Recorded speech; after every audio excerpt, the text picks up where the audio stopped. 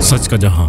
Chairman Korangi town Mohammad Naeem Sheikh की Katie के chairman Junaid नकी और दीगर मेंबरान से अहम मुलाकात। कराची। चेयरमैन कुरंगी टाउन मोहम्मद नईम शेख ने Korangi association of trade and industry के चेयरमैन जुनेद नकी और दीगर मेंबरान के साथ एक अहम मुलाकात की, जिसमें कुरंगी टाउन के मसाइल, इंडस्ट्रीज टैक्स के अमूर और दीगर मुतल्लिका मसाइल पर तफसीली तबादला ख्याल किया गया।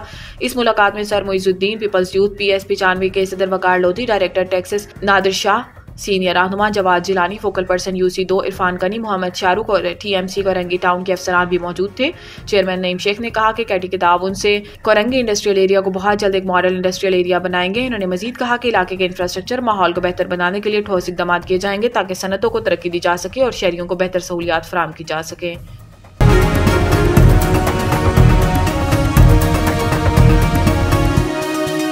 हमारा जहां, सच का जहां।